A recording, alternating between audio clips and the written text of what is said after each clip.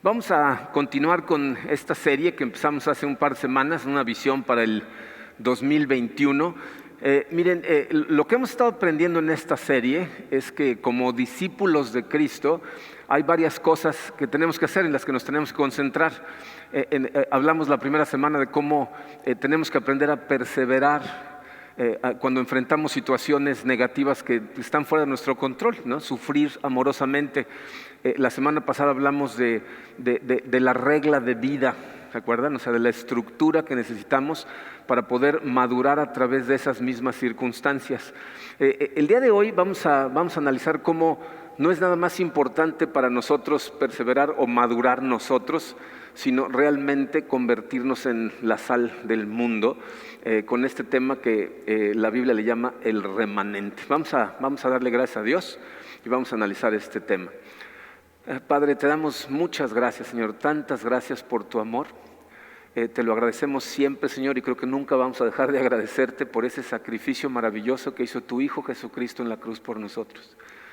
Sé, Señor, que la vida como creyentes, aunque parece a veces muy complicada, en realidad es más o menos simple, pero son tantas las cosas en las que nos tenemos que concentrar que por eso a veces se nos complica la existencia. Estos pasos que hemos estado aprendiendo, estos conceptos nos están ayudando mucho a ver cómo vivir nuestra vida, especialmente en medio de circunstancias como las que estamos enfrentando, pero también tenemos que prepararnos para circunstancias que en algún momento van a venir. Así es de que te pido que estés con nosotros, Señor, que sea tu Espíritu el que nos guíe. Prepara nuestro corazón para recibir tu palabra, Señor, te lo pedimos en el poderoso nombre de tu Hijo Jesucristo. Amén. Miren, me acuerdo de una historia de una chica que está en la universidad y le habla a su casa, ¿no? Y le contesta a su papá y entonces le dice ella: hola papá, ¿cómo estás? ¿Cómo está todo? Le dice: bien. ¿Cómo está mi gato? Le dice: ay, se murió tu gato. Le dice: ¿cómo que se murió mi gato? Dice: pues sí, se murió, se lastimó y se murió. Pero ¿cómo me lo dices nada más así? Me tendrías que preparar antes. Dice: pero ¿cómo te preparo? Pues no sé, me hubieras dicho hoy que estaba atrapado en la azotea. Y cuando hable la semana que entra me dices que se cayó de la azotea. Y cuando hable la siguiente me dices que está muy grave. Y cuando hable la siguiente ya me dices que se murió, pero no así de sopetón. Ok, perdón. ¿Cómo está mi abuelita? Está atrapada en la azotea. Hay que prepararnos, ¿no?, para esas cosas, ¿no? Miren, les decía que hay cosas para las que nos tenemos que preparar desde antes, porque en algún momento las vamos a enfrentar. Fíjense, en este momento hay un cambio muy fuerte que se está dando en nuestra sociedad. Aunque esto no es algo nuevo, o sea, en general en el mundo se viene dando desde hace más o menos unos 300 años, ha empeorado en los últimos 30 y se está acelerando increíblemente a causa de la pandemia del COVID-19. El cambio es miren, el cambio se está dando porque en el mundo occidental estamos pasando de lo que se conoce como una cultura cristiana a una cultura post-cristiana, o después del cristianismo, es lo que post-cristiana significa. Si no has escuchado este concepto, déjame explicarlo rápidamente porque es importante entenderlo. Un sociólogo en religiones que se llama Philip Rieff, lo que hizo es dividió la historia del mundo occidental, o sea, de este lado de la Europa, América, en tres secciones muy grandes, tres etapas. La primera le llamó cultura precristiana. Entonces trata de imaginarte el mundo antes de que el cristianismo existiera. Era un mundo que era regido más bien por tribus, y estas tribus estaban muy controladas por sus sacerdotes o por sus druidas. Eran muy violentos, ¿no? Pero fíjense, eran sociedades o grupos de personas que tenían una energía espiritual muy cargada. O sea, creían en dioses y tenían a sus sacerdotes que les decían qué hacer, pero era una época muy violenta porque la espiritualidad era medio malévola, ¿ok? Entonces estaba todo dividido y cada quien creía en sus dioses y en sus diosas. Y entonces viene Cristo y manda a sus seguidores a que lleguen hasta el fin del mundo, que hagan discípulos de todas las naciones, y empiezan a salir, como platicamos en semanas anteriores, después de la persecución, salen de Asia Menor y empiezan a llegar al norte de África, empiezan a llegar al Imperio Romano en general y a lo que hoy conocemos como Europa, y con el tiempo llegan a América, ¿okay? Y entonces, Cuando esa gente, esos discípulos, después de los discípulos, muchas generaciones, empiezan a cundir por todo el mundo, empieza a venir la segunda fase, que es lo que se conoce como la cultura cristiana. Pero si lo pensamos bien, es más bien una cultura cristianizada. ¿Okay? No es que sea una cultura enteramente cristiana. El occidente siempre ha sido una mezcla de cristianos con paganos, y no les llamo paganos como insulto, sino de gente que cree en Cristo y gente que no cree en Cristo, pero están mezclados secularmente. Y entonces se convirtió en una cultura como secular cristianizada. ¿Okay? En donde la gente vive de forma secular, pero están tratando de vivir cristianamente. Piensen en la Inglaterra victoriana, la España católica, Estados Unidos después del Gran Avivamiento, que eran países principalmente cristianos. ¿Okay? Era una cultura en la que sucedían cosas que hoy, especialmente para las generaciones más jóvenes, sería muy difícil de imaginar esa vida, ¿no? Estaba leyendo una novela histórica que se desarrolla en Inglaterra a finales del siglo XIX, o sea, por ahí de 1890. Y esta historia, esta novela se desarrolla en un banco, y este banco, imagínense, el día de trabajo empezaba a las 8:30 de la mañana con la oración matutina. O sea, todos los empleados del banco tenían que llegar antes de las 8:30 de la mañana para que a las 8:30 todo el personal, dirigidos por el director del banco, tenían su oración de la mañana y luego ya se iban a trabajar. ¿Se imaginan eso? O sea, esa era una cultura secular cristianizada. ¿Okay? Esa cultura tiene dos lados, uno positivo y uno negativo. El lado positivo es que nos convertimos a la cultura en la que vivimos, ¿no? O sea, si tú pasas el suficiente tiempo en una cultura diferente a la tuya, es una cuestión de tiempo que vas a empezar a hablar como ellos, a vestirte como ellos, a verte como ellos. Y entonces la cultura cristianizada, lo que se llamaba la cristiandad, tendía a formar a la gente en dirección a Jesucristo. ¿Okay? El lado negativo es que como es una cultura mezclada, la línea entre la iglesia y el mundo se vuelve muy borrosa.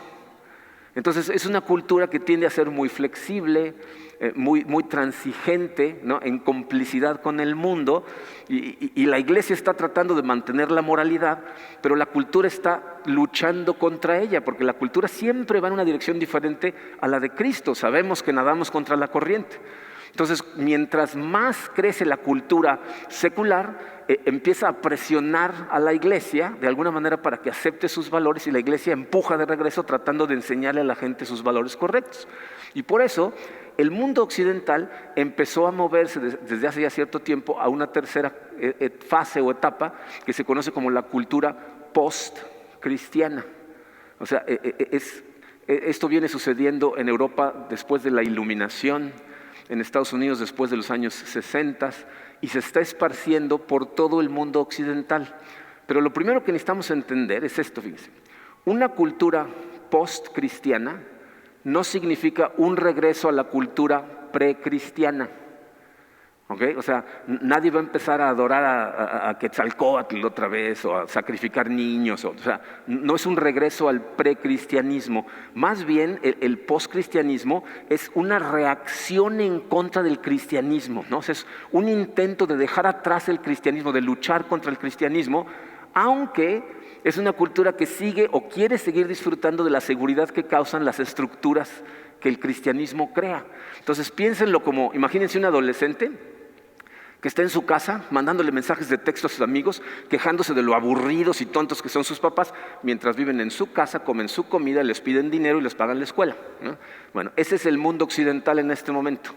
Se están quejando contra el cristianismo que creó las estructuras que le dan seguridad a la sociedad, ¿verdad? Pero quieren dejarlo atrás. O sea, quieren luchar contra estas cosas, ¿no? Anhelan de alguna manera la justicia, la paz que el reino ofrece, mientras defienden su libertad personal. En otras palabras, quieren vivir en el reino, pero sin el rey.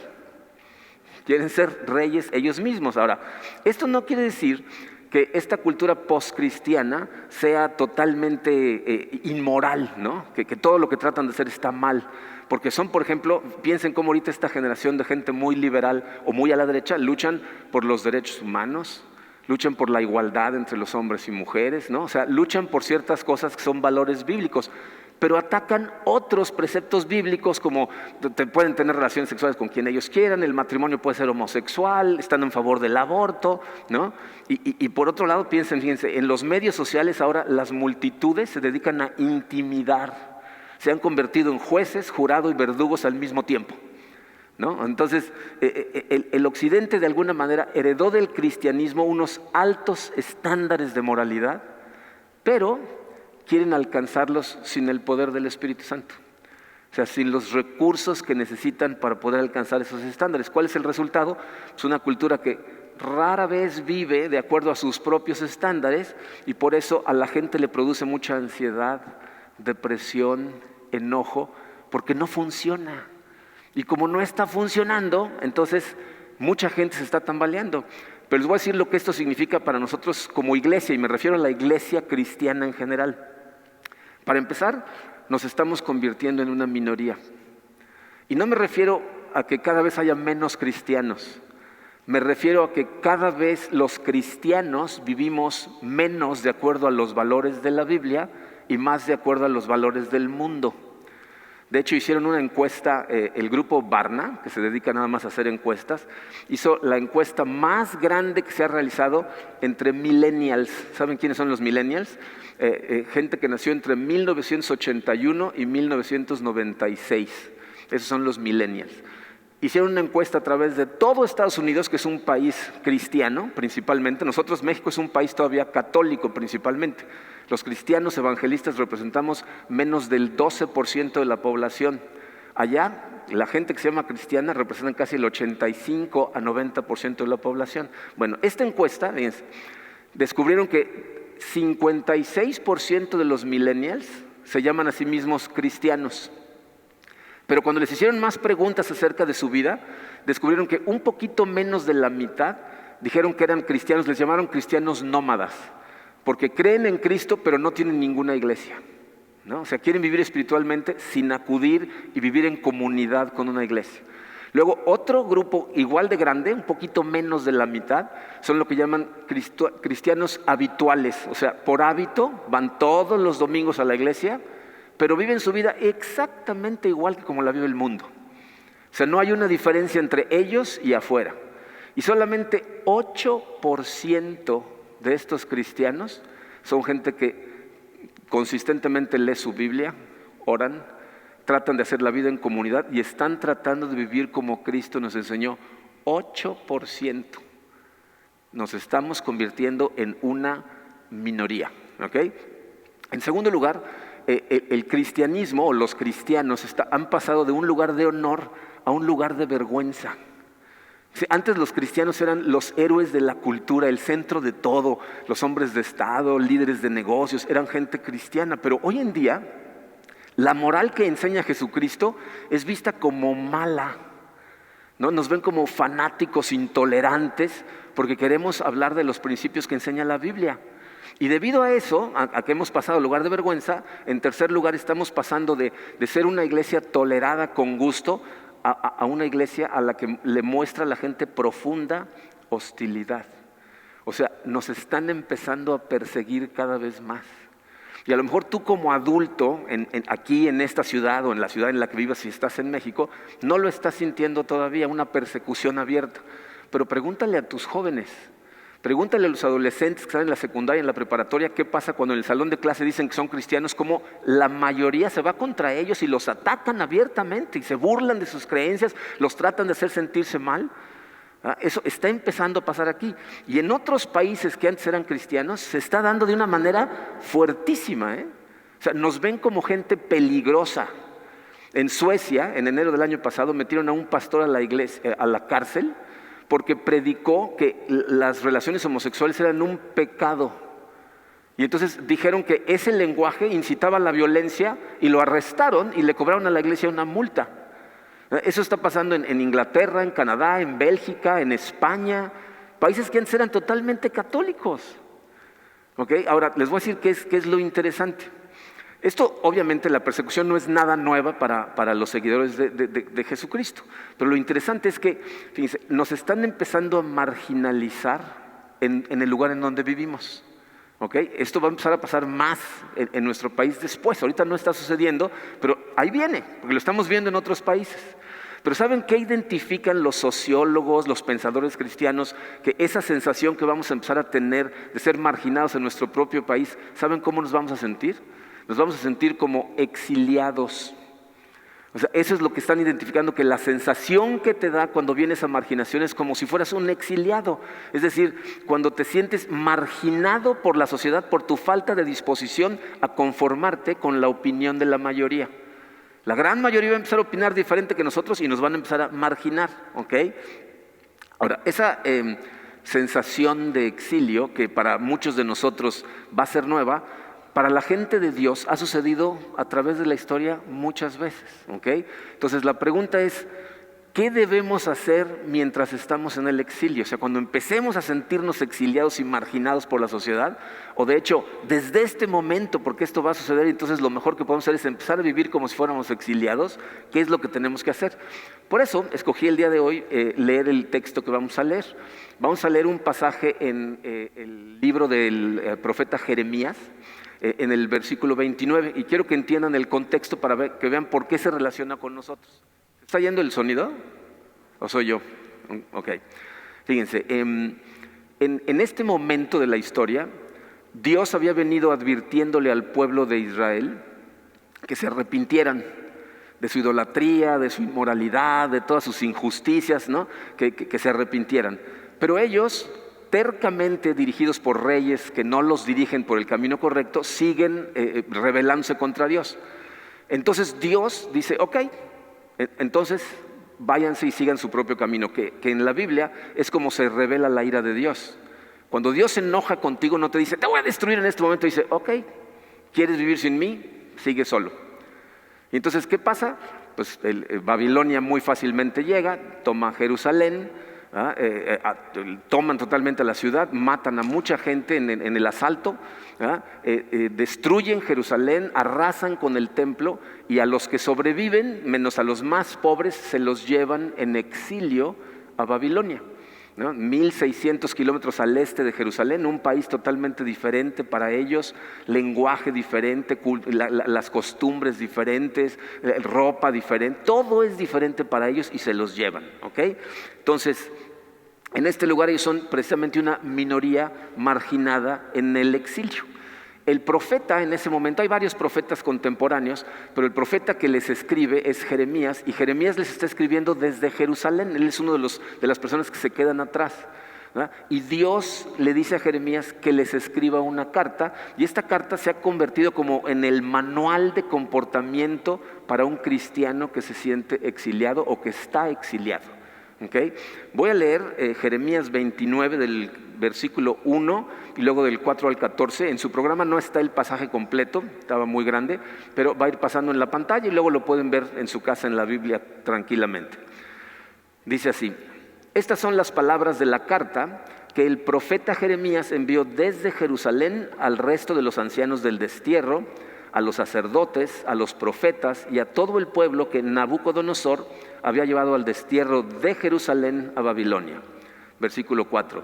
Así dice el Señor de los ejércitos, el Dios de Israel, a todos los desterrados que envié al destierro de Jerusalén a Babilonia. ¿Se fijaron quién los envió, verdad? Dice: edifiquen casas y habítenlas, planten huertos y coman de su fruto, tomen mujeres y tengan hijos e hijas.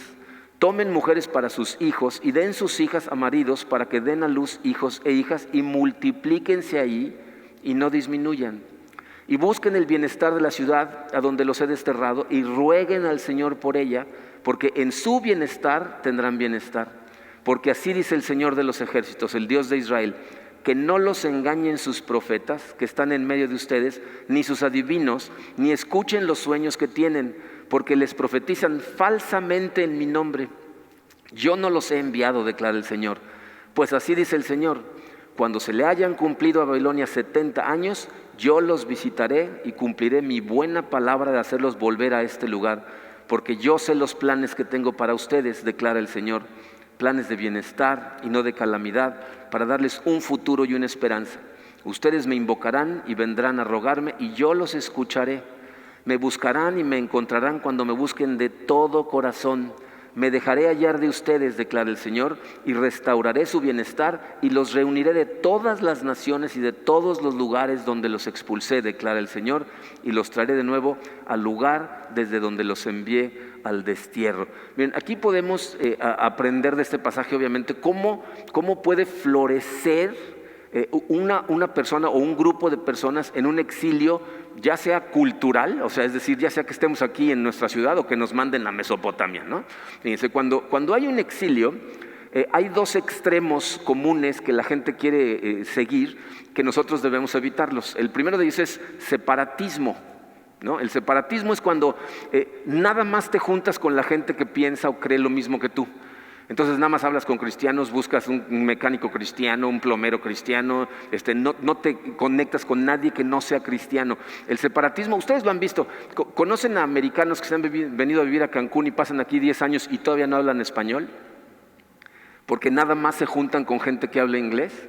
No, eso es el separatismo, ¿no? Lo mismo pasa con mexicanos que se van a otros países, nada más se juntan con gente que habla español, ¿no? Entonces el separatismo es cuando nos aislamos dentro de la sociedad en la que estamos. Lo contrario es el sincretismo. El sincretismo es cuando tú haces de tu vida una mezcla de diferentes visiones del mundo. O sea, un poquito de Jesucristo cuando te conviene, eres cristiano el domingo, pero eres medio secular cuando trabajas, eres liberal los viernes en la noche, ¿no? O sea, dejas un poquito de todo en tu vida y entonces dejas que todo se mezcle y no tienes realmente un caminar cristiano verdadero. ¿Okay? Entonces no es tanto el Dios o esto, sino Dios más esto y esto y esto y esto. Eso es el sincretismo. ¿Okay? Miren, es comprensible cuando te sientes exiliado el caer en una de estas dos formas, el separatismo o el sincretismo, porque normalmente el exilio lo que nos hace sentir es miedo en lugar de fe, ¿no? O sea, sentimos miedo, nos sentimos amedrentados, nos sentimos intimidados por la mayoría, nos sentimos débiles, nos sentimos muy vulnerables. Y el miedo, miren, esto es una cosa muy importante que tienes que identificar si empiezas a vivir de cierta manera por miedo a no vivir correctamente, porque la Biblia nos dice que el miedo es lo que mata al amor. O sea, la gente amedrentada no es muy amorosa. Muchos de los comportamientos que vemos en la gente son precisamente por miedo, ¿no? La polarización de la sociedad, la agresión o la flexibilización son producto del miedo. Pero Juan nos dice que el amor perfecto echa fuera el miedo. ¿Okay? Pero en el exilio sentimos desesperanza en lugar de esperanza porque tenemos incertidumbre. Yo conozco a muchos pastores, de hecho hemos platicado de estas cosas, preguntándonos cuánto tiempo va a ser legal seguir predicando a Jesucristo. ¿No? Porque pues, en algunos países ya lo están haciendo ilegal, antes eran cristianos, ¿no? Entonces empezamos a caer en la autocompasión, nos quejamos de todo, nos sentimos las víctimas, ¿no?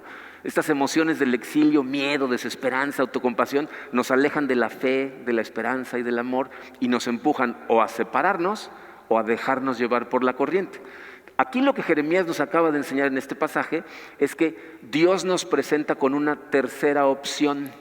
O sea, no tiene que ser ni separatismo ni sincretismo, sino hay una tercera opción que nos transmite Jeremías a través de 7 mandamientos que nos dio, porque se fijaron que dice, así dice el Señor, ¿no? De los ejércitos, hagan esto y esto. O sea, no nos están preguntando nuestra opinión, nos está diciendo que así deberíamos de vivir. Entonces vamos a ver rápidamente cuáles son esos 7 mandamientos y vamos a platicar un poquito al respecto. El primero de ellos lo vemos en el versículo 5, en donde dice, edifiquen casas y habítenlas, planten huertos y coman de su fruto. ¿Qué nos está diciendo? Número 1, echen raíces. Más vale que se determinen a echar raíces y no a pensar en cómo salir corriendo de donde están, ¿no? A lo mejor no estás donde quieres estar o como quieras estar, pero es donde estás. Y son las circunstancias que tienes. Entonces lo que está diciendo es, convierte ese lugar en tu hogar, prepárate para que esto dure durante bastante rato y busca la manera de encontrar gozo en el lugar y en las circunstancias en que te encuentras. Echa raíces, ¿ok? No estés pensando nada más cómo huir de estas cosas. El segundo viene en la primera parte del versículo 6, dice, tomen mujeres y tengan hijos e hijas. Tomen mujeres para sus hijos y den sus hijas a maridos para que den a luz hijos e hijas. Les voy a decir lo que nos está diciendo. Número 2, formen una comunidad multigeneracional que los fortalezca. Miren, aquí tenemos que poner atención a una cosa muy importante. Lo que nos está diciendo hoy Jeremías no es mézclense con la raza, háganse de maridos del lugar y empiecen a diluirse en la sociedad. Lo que le está diciendo es no disminuyan, ¿no? O sea, tienen que seguir creciendo, tienen que tener entre ustedes, busquen a esposas para sus hijos de la misma comunidad. Entonces nos está diciendo, creen una sociedad dentro de la sociedad en la que sus hijos e hijas crezcan. Anímalos a conectar con esta sociedad, una sociedad diferente. Miren, en Filipenses 3:20 Pablo dice, acuérdense que somos ciudadanos del cielo. Hay una versión en inglés que tradujo ese versículo de una manera que me encanta porque dice, somos una colonia del cielo en la tierra. O sea, nosotros representamos una colonia de Dios, del cielo, pero estamos aquí en la tierra. Y eso es lo que nos está diciendo aquí. No deberías sentirte solo nunca, pero asegúrate de que se fortalezcan y la comunidad siga creciendo aunque estén exiliados. Y luego en la segunda parte del versículo 6 dice, y multiplíquense ahí y no disminuyan. Entonces, ¿qué nos está diciendo? Asegúrense que la familia crezca, ¿no? El significado más directo es tengan hijos e hijas, ¿no? Que aquí la iglesia está haciendo muy buen trabajo porque ha estado presentando chamacos al por mayor últimamente, ¿no? Nos está diciendo tengan hijos e hijas, pero también nos está diciendo otra cosa muy importante. Nos está diciendo trata de incrementar el número, empezando a tener influencia sobre las personas alrededor. Practica la hospitalidad, sé una luz para la gente a tu alrededor, aunque no sean la gente que cree y piensa como tú, trátalos con amor, para que esa gente te vea y realmente quiera tener lo que tú tienes y te pregunte de dónde viene, ¿no? Es lo que Pedro dice en la primera carta de Pedro, capítulo 2, versículo 12, dice, mantengan entre los incrédulos una conducta tan ejemplar que cuando los acusen de hacer el mal, ellos observen las buenas obras de ustedes y glorifiquen a Dios. Esto es lo que les decía que está pasando. La gente nos está diciendo ahora, no, lo que ustedes predican está mal, son malos. Pero aquí nos dice la Biblia, compórtate de una manera que aunque te quieran acusar de que estás mal, cuando vean tu comportamiento digan, no hombre, esta gente está bien.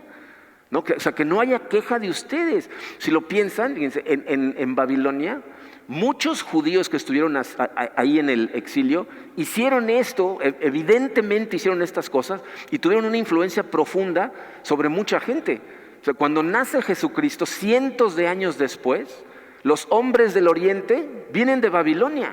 Pues esta es gente que no eran judíos, que habían escuchado de los judíos hablar de Jesucristo, habían hablado de Dios, de las promesas, etcétera, y lo estaban esperando. Entonces, evidentemente, los judíos que se quedaron en el exilio hicieron lo que tenían que hacer. Y de hecho, la semana que entra, cuando platiquemos acerca de Daniel, el profeta Daniel, se van a dar cuenta cómo él se había mezclado totalmente con la sociedad y tenía un puesto importante, pero totalmente siguiendo el camino de Dios. Y eso es exactamente lo que nos está diciendo aquí que hagamos, ¿no? Que crezca la familia, no nada más teniendo hijos entre nosotros, sino trayendo a gente de fuera para que empiecen a crecer con nosotros aquí adentro. Luego en el versículo 7 empieza diciendo, y busquen el bienestar de la ciudad donde los he desterrado. ¿Qué nos está diciendo? Sean buenos ciudadanos. O sea, mañana cuando vayas a trabajar, hazlo de todo corazón, dale todo lo que tienes y trabaja como un acto de adoración y de amor a Dios, ¿no? Trabaja para que tu ciudad, en donde estés, a lo mejor tú estás aquí en Cancún, pero nos están viendo desde Mérida, la Ciudad de México, diferentes estados, países, en donde estés, fíjate, lo que tienes que tratar de hacer es que el lugar en donde estás cada vez más se vea como el jardín del Edén. Esa era la visión de Dios de cómo debería de florecer la humanidad. Si se acuerdan, cuando Dios pone a Adán y a Eva en el jardín del Edén está en perfecto orden y el resto del mundo es caos. Y lo que les dice es, asegúrate que todo lo que está allá afuera empiece a verse cada vez más como lo que está aquí adentro, es decir, pon orden al caos, ¿no? Entonces nosotros tenemos que tratar de lograr que en donde estemos empiece a haber orden. Entonces sé un buen ciudadano, cuida tu ciudad, respeta las leyes, no tires basura en las calles, contribuye con la economía, ayuda a los que más necesitan. Si estudian la historia del cristianismo se van a dar cuenta que por eso creció el cristianismo tan rápido en el Imperio Romano. Lo que más les impresionaba es que los cristianos le ayudaban al que necesitaba, fuera cristiano o no. Estaban todo el tiempo tratando de ayudar.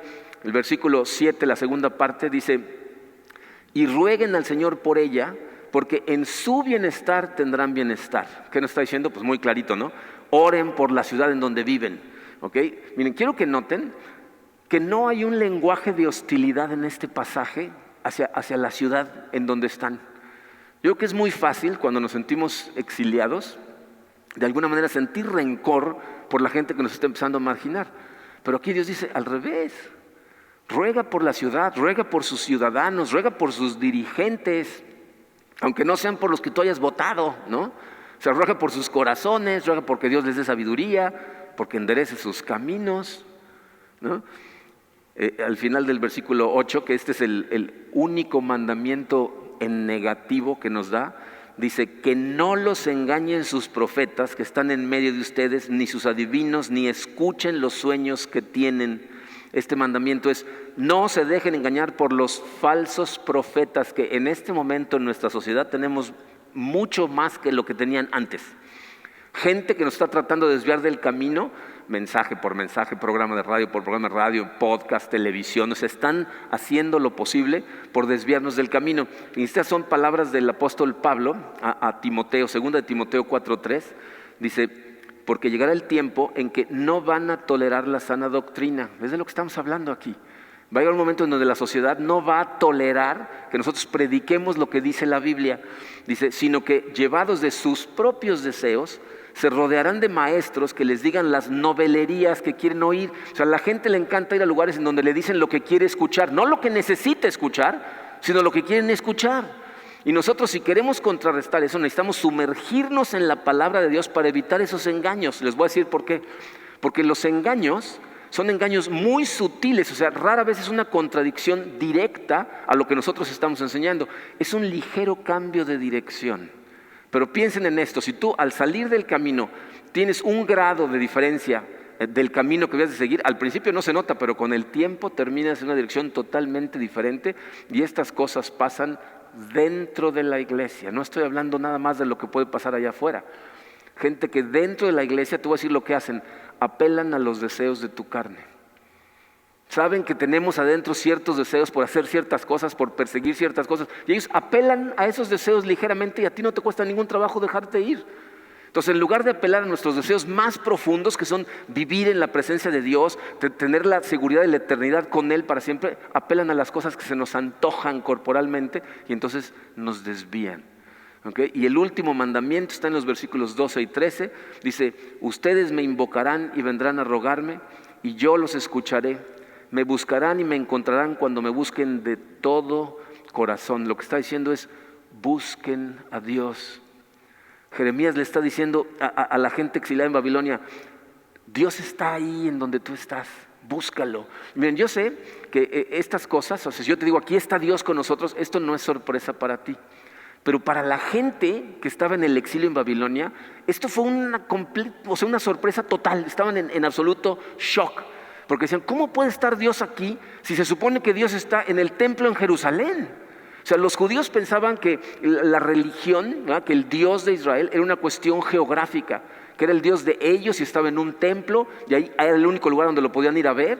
Y entonces cuando los exilan dicen: pues ya nos quedamos sin Dios, ¿no? Y Él les dice: no, busca a Dios en donde estás. Mira, esto es lo mismo que pasa con el profeta Ezequiel. Si quieren, cuando lleguen a su casa, lean el primer capítulo de Ezequiel. Ezequiel es un profeta que sí está en el exilio, está ahí en Babilonia, y en el capítulo 1 de su libro, lo primero que sucede es: tiene una visión de que Dios está ahí en Babilonia, y cuando le dice a los demás, como que todo el mundo está en shock, porque dicen: ¿y qué hace aquí? ¿Por qué no está en Jerusalén? ¿No? Entonces lo que nos está diciendo es: busca a Dios en donde estés, ahí está contigo.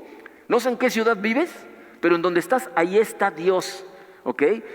Está vivo, está trabajando en tu vida, en tu corazón. Búscalo de todo corazón. Ora, ayuna, arrepiéntete constantemente, espera en el Señor, sé fiel a Dios y persevera en sus enseñanzas.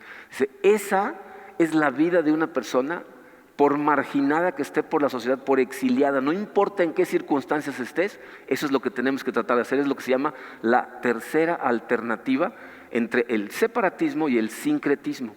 Si lo piensan, fíjense, algunas personas llaman a esto un comportamiento contracultural, ¿no? Ir contra la cultura.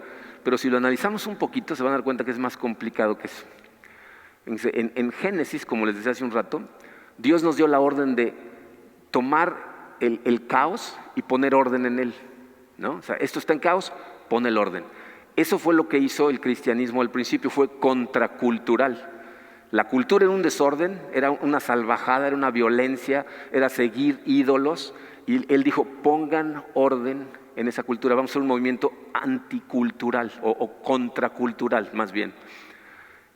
Pero la civilización occidental en este momento lo que están tratando de hacer es tomar el orden y causar caos.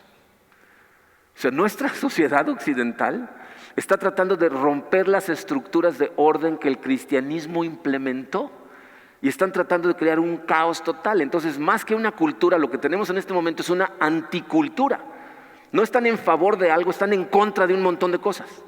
¿Okay? No están persiguiendo algo, están destruyendo cosas, ¿no? Como decíamos la semana pasada, es una sociedad que se rebela contra toda autoridad. Si tratas de decirles que tienen que vivir la vida de cierta manera, dicen, no, el que decide su camino soy yo. Y eso es lo que llamamos una anticultura. Nadie me puede poner reglas, yo soy libre. ¿Okay? Patrick Denning, un profesor de ciencias políticas en Notre Dame, dice, la necesidad del momento no es un movimiento contracultural. O sea, que vaya como lo fue al principio el cristianismo. Esa no es la necesidad. La necesidad del momento es un movimiento contra-anticultural. Un movimiento que vaya en contra de la anticultura que está tratando de implementar nuestra sociedad. Luchar con el movimiento que trata de destrozar nuestra cultura. Y eso es lo que tú y yo somos. Somos un movimiento que está en contra de lo anticultural. Es decir, fíjense, es un movimiento que no se decanta ni para la izquierda, políticamente hablando, ni para la derecha. No eres ni de izquierda ni de derecha, eres de Dios. Eres una persona que sigue a Cristo. Y necesitas entender que estas cosas son importantes porque, fíjense, el problema cuando la gente, aparte de ser cristiano, quiere ser un cristiano pero de izquierda, un cristiano de derecha, te metes en problemas con la Biblia. Porque los dos lados defienden algunos preceptos cristianos y atacan a otros, los dos lados. ¿Okay? O sea, defienden ciertas cosas, no piensa como el movimiento de izquierda es más bien como inclusivo, pero es más bien liberal, ¿no? O sea, quieren que la gente socioeconómicamente toda sea igual, que igualdad entre las mujeres y los hombres, pero están a favor del aborto, están a favor del matrimonio homosexual, ¿no? Los de derecha, la verdad es que son muy simpáticos porque ellos sí van contra el aborto, están en contra de la sexualidad libre y del matrimonio homosexual, pero este asunto de la inclusión total y de que le tenemos que ayudar a todos los pobres de la manera que ellos quieren, eso está totalmente en contra. Y ninguno de los dos defiende un valor básico del cristianismo original, que era cero violencia, todo a través del amor. Entonces nosotros necesitamos ser diferentes, una minoría diferente, porque no existe un partido político o una forma de pensamiento que se adscriba a todas las cosas que la Biblia dice, excepto por la Iglesia de Cristo. Es el único movimiento que sigue todo lo que la Biblia dice. Entonces nosotros tenemos que seguir la tercera alternativa que desafía tanto a la derecha en las cosas que no son bíblicas como a la izquierda en las cosas que no son bíblicas, y al que sigue es a Jesús. ¿Saben qué me parece muy interesante? Estuve tratando de encontrar una analogía entre la izquierda y la derecha en tiempos de Cristo y no la encuentras. No había necesariamente una izquierda y una derecha, pero sí había dos facciones que chocaban todo el tiempo, que eran los fariseos y los saduceos. Los fariseos creían en ciertas cosas, todos eran cristianos, o bueno, en ese momento judíos, ¿no? Todos creían en Dios, pero creían en hacer las cosas de una manera tan diferente como la izquierda y la derecha de nuestro tiempo. Y se odiaban entre ellos, pero ¿saben a quién odiaban más? A Jesús. El único momento en que trabajaron juntos la izquierda y la derecha de la época de Jesús fue para crucificarlo. ¿Ok? ¿Qué quiere decir eso? No cabemos en ninguno de los dos lados. Ese es el caso de los cristianos, ¿no? Y por eso lo que necesitamos es nosotros seguir la tercera alternativa, una minoría que sienta el peso de su responsabilidad de influenciar a la sociedad en la que vive. O sea, no solo de preocuparnos por perseverar en circunstancias complejas o de crecer espiritualmente, sino que realmente nos preocupa la sociedad en la que vivimos y que tenemos que influenciarla. Entonces necesitamos ser si queremos realmente renovar nuestra sociedad, una comunidad de creyentes con determinación total para seguir a Jesucristo. viviendo en comunidad, con lazos profundos en nuestra comunidad, pero amando a la sociedad en la que vivimos para convertirnos verdaderamente en la sal del mundo. Esta no es una tarea fácil porque obviamente involucra que tengamos nexos profundos con la sociedad en la que vivimos, pero manteniéndonos firmes al camino que nosotros estamos siguiendo. O sea, no se trata nada más de mantener la flama viva, sino de transformar a la sociedad en la que vivimos. Ahora, ¿sabes cómo le llama la Biblia a esa minoría que trabaja para catalizar a la sociedad, para ser la sal del mundo o la luz del mundo? Le llama el remanente. Dicen, el pueblo judío empezó cuando Dios llama a Abraham a empezar a su pueblo en la tierra prometida, y las indicaciones que le da a la gente cuando entran a la tierra prometida es: sean un pueblo diferente, no se comporten como los de alrededor. Si estuvieron aquí cuando estudiamos el libro de Ruth, se van a dar cuenta que muchas de las leyes que los judíos tenían era para ayudarle a los extranjeros, para que no se murieran de hambre, para que los vieran de forma diferente. Pero ¿qué hace el pueblo de Israel? Rápidamente empiezan a seguir al mundo. Y entonces, ¿qué sucede? Hay un remanente dentro del remanente. O sea, dentro del pueblo de Israel hay un grupo de judíos que se mantienen fieles a Dios en todo momento, que Dios le llama el remanente. Esto es lo que dice Pablo en Romanos 11:5. En Romanos 11:5 dice Pablo: así también hay en la actualidad un remanente escogido por gracia. Esas palabras las dice Pablo. Si estudias ese capítulo, Romanos 11, vas a ver que está hablando acerca de un pasaje que sucede en el Antiguo Testamento en Primera de Reyes 19, que es un pasaje que hemos estudiado y es muy conocido, cuando el profeta Elías se enfrenta con 400 sacerdotes de Baal, ¿no? Profetas del Baal, y entonces en un encuentro que tiene con ellos, Dios manda un montón de fuego, quema a todos, los mata a todos, la reina lo amenaza y sale corriendo, ¿verdad? Está cansado, se siente vulnerable, y entonces le dice a Dios: han matado a todos tus profetas, solamente quedo yo. Y Dios le dice: no, yo he apartado a 7,000 hombres que nunca se arrodillaron ante Baal. Lo que le está diciendo Dios a Elías es: Elías, hay muchos más fieles a mí de los que tú crees. No estás solo. Hay mucha gente que sigue fiel a mi caminar, ¿ok? Y eso es lo mismo que nos dice a nosotros. A lo mejor de repente cuando empiezas a sentirte exiliado y cuando en tu trabajo o en tu escuela o en donde estés, de repente la gente empieza a hacerte sentir exiliado porque no estás con la opinión de la mayoría, Dios te dice: no estás solo. Aunque te sientas a veces solo, no estás solo. Entonces nuestro trabajo es, sin importar la cantidad de resistencia y oposición que le ponga el mundo a lo que estamos haciendo, amarlos de regreso, pero seguir nuestro camino correctamente. Obviamente, el ejemplo máximo del remanente es evidentemente Jesucristo. Piensa en lo que hizo Jesucristo con su grupo, que es una minoría totalmente marginada. Cuando Jesucristo empezó a caminar por este mundo, romanos, judíos, todo el mundo estaba en contra de él. Era una minoría totalmente marginada, que representaba un desafío tanto para la complicidad y corrupción de los líderes judíos, que estaban en complicidad con los romanos, como un catalizador para la sanación y renovación de su sociedad desde el margen hacia adentro. Entonces no estaban al centro de la sociedad, no tenían ningún tipo de poder, pero ellos empezaron a catalizar esa sociedad desde el margen para adentro. Y a través de su vida, sus enseñanzas, su sufrimiento, su muerte y su resurrección, cambió literalmente la historia, y no nada más la de Israel, el curso de la historia del mundo entero, que hoy en día, piénsalo, aquí estamos tú y yo sentados a miles de kilómetros de donde todo esto sucedió, disfrutando de los resultados de una milagrosa y maravillosa vida de Jesucristo, quien vivió en total obediencia a su Padre y representó para nosotros lo que el remanente significa. El día de hoy, ¿no? La pregunta es: ¿nos vamos a unir a Jesucristo en el remanente?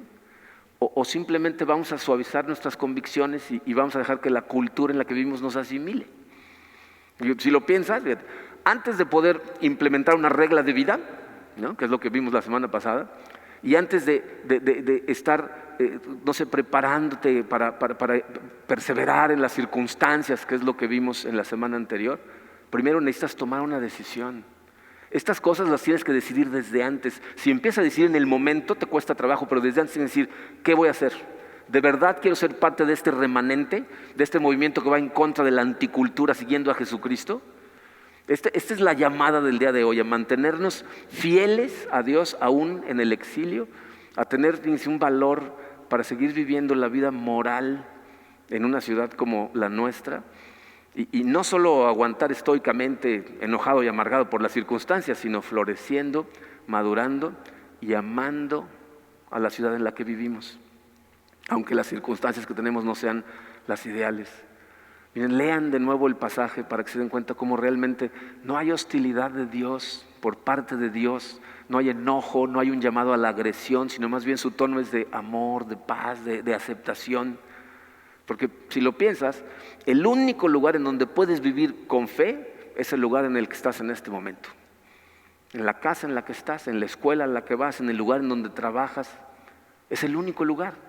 Entonces tenemos que aprender a encontrar la bondad de Dios en nuestra vida actual, no mañana, hoy, en este momento.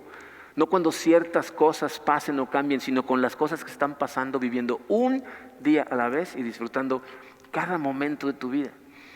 Entonces yo los invito a que vivamos como una minoría que tiene influencia profunda en su sociedad, que seamos un movimiento anticultural, aunque parece trabalenguas, ¿no? Siendo el remanente de Dios, porque el exilio no tiene que detenernos, ¿no? O sea, puede ser duro, puede ser a veces doloroso, pero también puede ser maravilloso. Y miren, dejé este versículo para el final. El versículo 11 es un versículo muy famoso. Dice, porque yo sé los planes que tengo para ustedes, declara el Señor, planes de bienestar y no de calamidad, para darles un futuro y una esperanza. Mucha gente se sabe ese versículo prácticamente de memoria, pero no se acuerdan del contexto en el que fue dicho. O a lo mejor ni siquiera sabían en el contexto en el que fue escrito. O sea, esto no se lo estaba diciendo Dios a la gente en Jerusalén, adentro del templo, diciendo, hey, porras, todo va a salir bien, tengo planes maravillosos. Se los dijo cuando estaban en el exilio. Después de que su ciudad había sido arrasada y el templo destrozado y miles de gentes asesinadas, los llevan a Babilonia, los tienen allá como marginados. Les dice, hey, tengo planes maravillosos para ti. Yo sé los planes que tengo para ti, son buenos.